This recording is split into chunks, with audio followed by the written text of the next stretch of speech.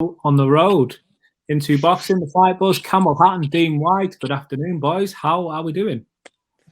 Yeah, good. Thanks, mate.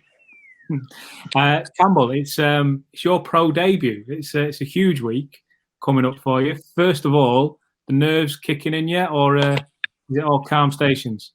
You know what? I've been all my family have just been shocked. They saying why you're not nervous, while they've all been a bag of nerves. But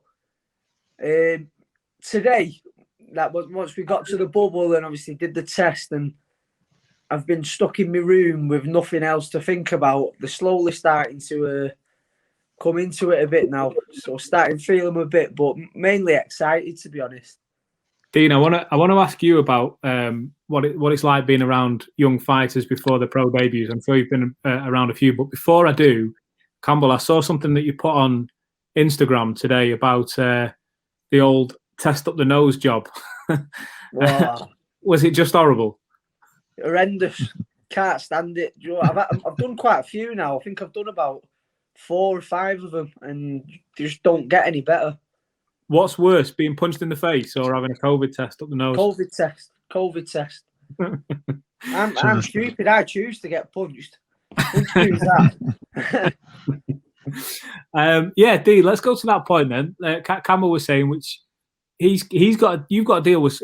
Campbell's got to deal with something that 99% of pro fighters out there won't have had to deal with, and that's their debut fight. They're stuck in isolation or quarantine or whatever it's called while you're waiting to build up. So, like he says, the nerves are beginning to creep in. The amount of young fighters that you've worked with and stuff. What do you see these what do you see in pro fighters before their debut fight? What do you tell them? What advice do you pass on? It's just mainly just to how you kind of handle nerves, isn't it? And it depends what kind of show you're fighting, you know. I suppose fighting, walking to the ring is walking to the ring. Crowd's a crowd.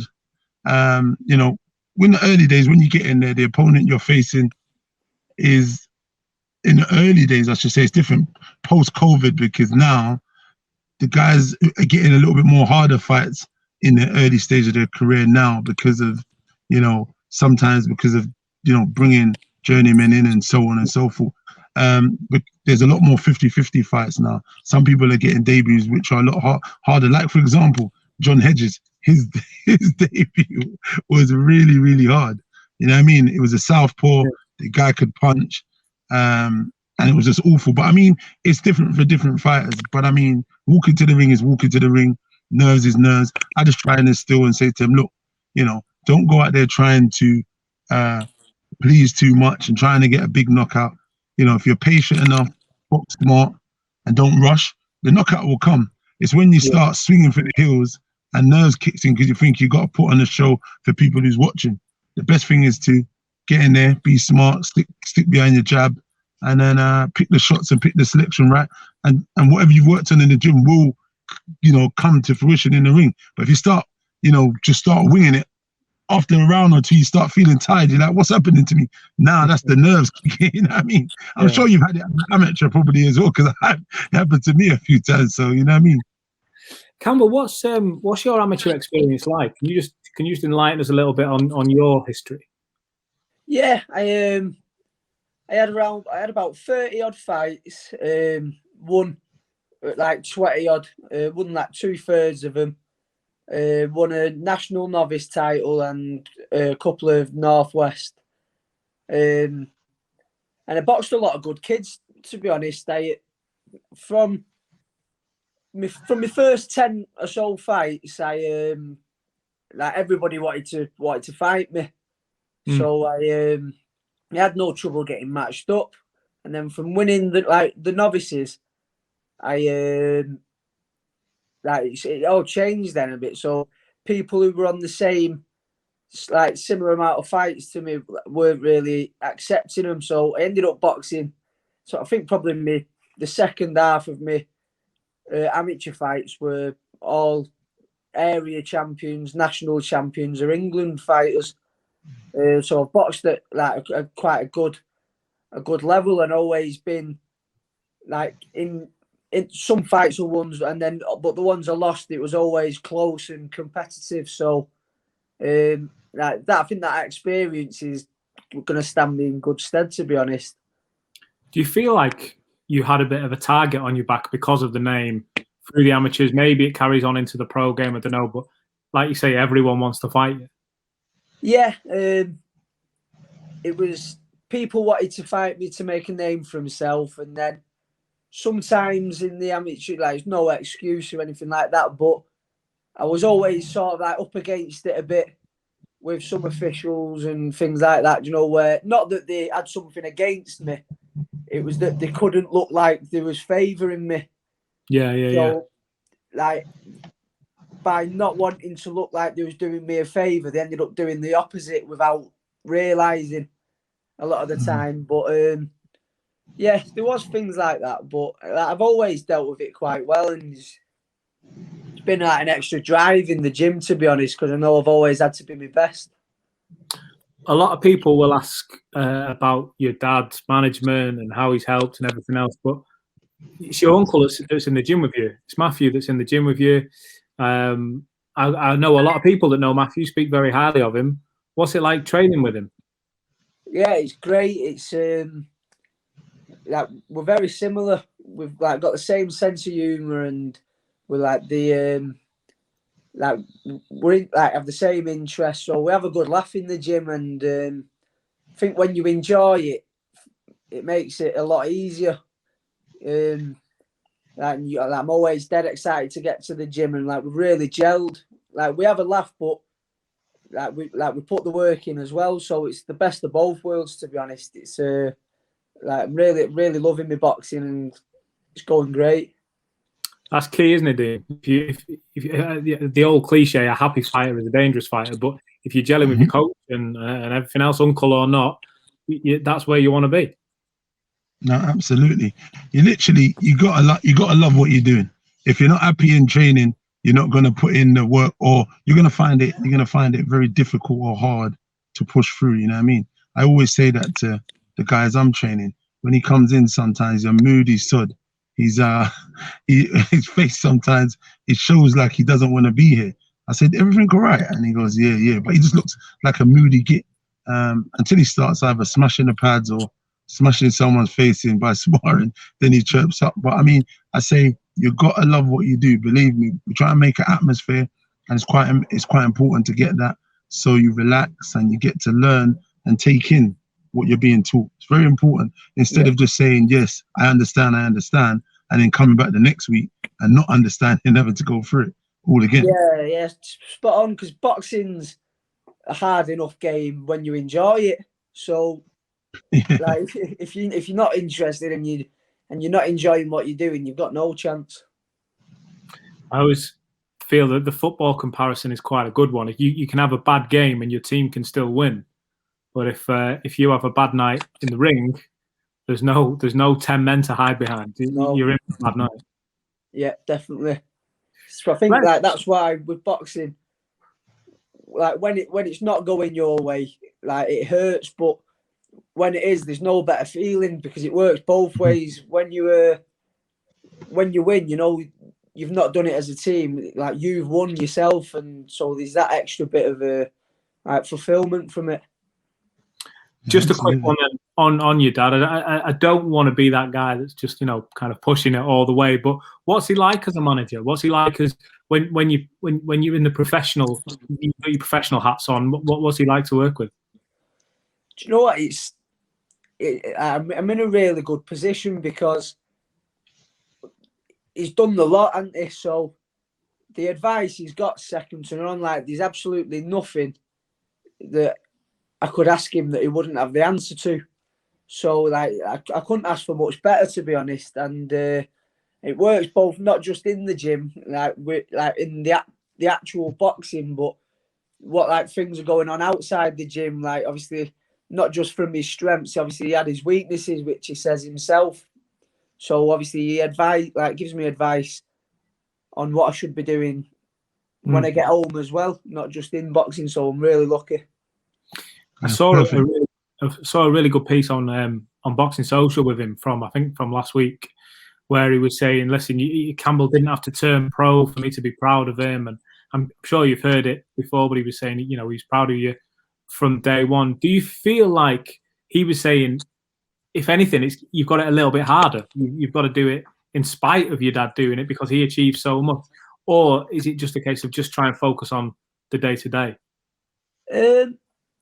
Yeah, I do. I agree with that. I think there's some people will always have their opinions, but I do think I've got it harder than a lot of people in like loads of ways because there's this much interest. Like, I don't want to be looking at it on telly. Do you know what I mean? People are saying, like we say, oh, he's only there because of who his dad is and this, but that who my dad is means nothing in when it comes to it. Once I'm in the ring, he can't do anything for me. Then, obviously, I've got him guiding me, and I will be in the position I am and on the platform I am because people want to see what Ricky Hatton's lad's like.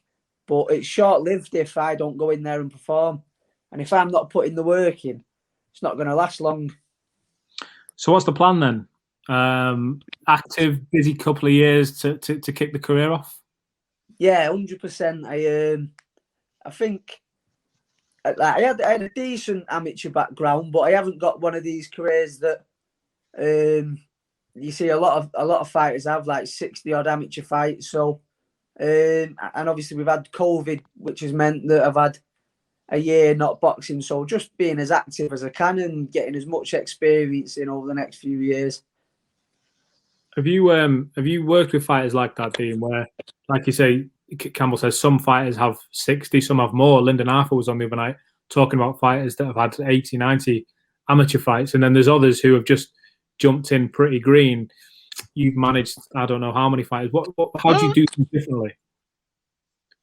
Do you know what? I don't know. I have the same process for most because, you know, like Dillian didn't have much amateur experience. He actually had 7 fights, you know, and then jumping in to the pro ranks, he did have kickboxing fights, but kickboxing fights ain't boxing fights. It's actually totally different, and the stance is totally different. So there's a lot of adjustments to be made as you go on and your career progress. So just having gone through, you know, what we've gone through with Dillian, but in terms of the big nights and all that, and you know, the mega arenas and stuff, I kind of instill the same thing into these boys. Anyone that I coach or manage, I try to give them the expectation on, you know, irrespective, like I was saying, big crowd, small crowd, you're going to expect the same thing.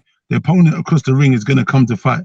You know what I mean? Even a journeyman is going to come to fight. If he doesn't see any metal immediately in that ring, if you don't put that respect in the way when you go in there, if he sees half a chink, he's going to come to try and take you out. Being a journeyman, he's going to want to win. You know what I mean? And if you give him an opportunity, they will. So I always tell the guys, listen, you got to stay switched on.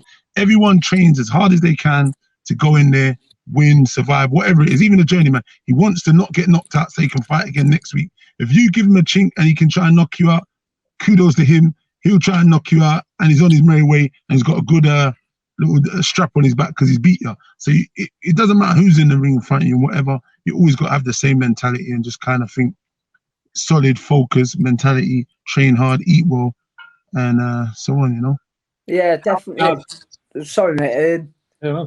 I think that's another way, like, because you get these journeymen who they do want to be fighting every week, so they don't always put a shift in. Sometimes they do play it safe, but I'm the type of fighter that when they box me, they're going to want to they're going to have a go because it looks good. Like Hatton on the record, they're definitely going to go for it. So I've always got to be my best. I can't afford to switch off because it does happen. Matthew was telling me the other day, early on in his career, he said he got beat off a journeyman, and he just said like he still gets embarrassed by it today just because it was he had a bad night at the office, and they can turn you over. Don't just go into a fight thinking, oh, it's only a journeyman. I'll be sound, and then it happens where they do turn you over. Yeah, got to stay switched on, obviously. But looking at this card, then just quickly coming towards the end now, mate. Looking at this card, it's a huge card for you to kick your debut off. Let's make no bones about it. Dylan Povetkin at the top of it there. What do you know of your opponent? Are you well read on him, or? No, there's not loads out there. From what I know, he's from about half an hour from Gibraltar, and he's quite durable. So that's about it, really. I don't know like massive amounts. There's not a lot out there of him, but I've sparred like that many different like types of fighters over the last few weeks. Like I've done a 12-week camp for a 4-rounder, so I've sparred every style. So I'm confident that I'll be prepared for whatever I'm up against on the night. I know a few of your campmates fairly well. They're all going to be cheering you on, Damien Chambers and the co. Yeah, definitely. Brilliant. Well, listen, Campbell, we'll let you kick on. We'll let you enjoy that hotel room for however long you've got to stay in there. Hopefully no more COVID tests. Yeah. Today. I'm going home if there's any more. Dean, I don't know where you rocked a brew from, but fair play, mate. Yeah, I got someone to come over and give me a coffee. That's all that. Because I was waiting for it before, man. I'm knackered. I went for a little run today, and I'm not gonna lie, this big old body marching about on the street, it's like a truck. I'm so tired. I ain't done a run in ages. I'm too heavy. I was thinking I need to get me a car with a coffee machine in it then. But listen, Campbell, all the very best, mate. I'm sure we'll be speaking again in the not too distant future. But listen, it's great that IntuBoxing and Team Hatton are working together. I look forward to seeing it go through the road.